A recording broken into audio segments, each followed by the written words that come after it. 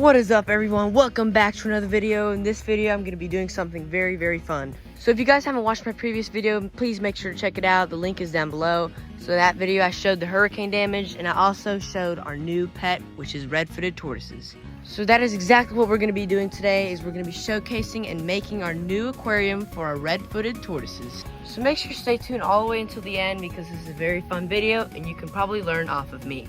So let me stop talking and move on with the video. So right here's my room, and right here I have my platy aquarium, and I also have this aquarium that I used to keep my painted turtles in.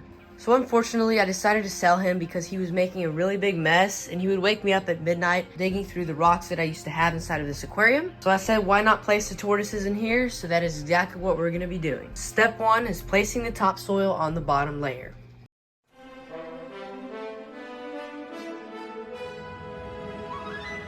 Alright, we got all the topsoil in here. Now we're going to move on to the second layer, which is not mandatory, but we just grinded a stump outside of the tree that had fallen, and that'll be a really good compost layer to put like right up to here. It's going to be like a little bit of clean mulch, and then I'm going to put the coconut fibers on top. So step 2 is putting in the mulch. Alright, now that we've done that, it's time to finally mix in all of the coconut fibers.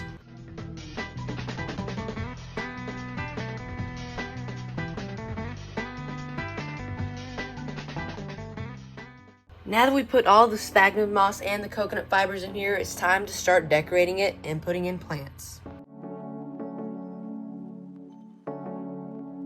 Alright, this enclosure is coming out really good. Right here we have some Swiss cheese plant, which is a tropical plant.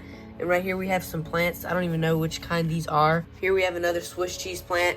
And once I put the top on top of the enclosure, they will start to grow wide and spread this area. This is going to be the humid zone, so there's going to be a lot more forestry. And then over here is going to be the basking area.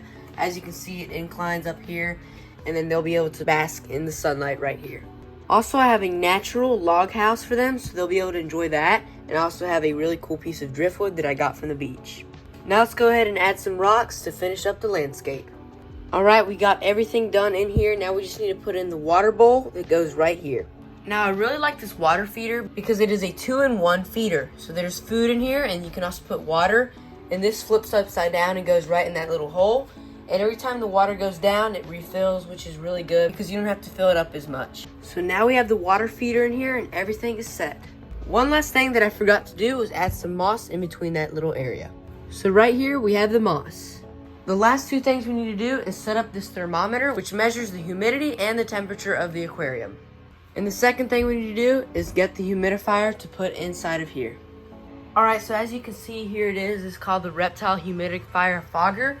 So we're going to go ahead and unbox this and see how it works. So this is what it looks like outside of the box. Now we're going to go ahead and open this up. Alright, I opened it up, and here's the tube, and there's the container, everything else. Now we're going to go ahead and set it up, and I'll cut to that part. Alright guys, it looks like the tank is completely good now. We have the tube for the humidifier going inside of here, which is going to be turned on here in just a minute. I'll show you guys.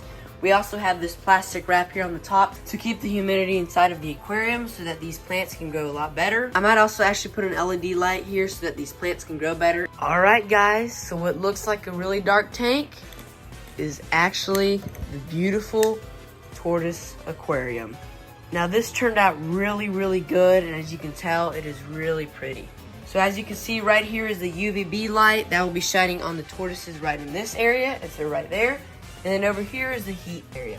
Now the final thing we need to do is turn on the humidifier.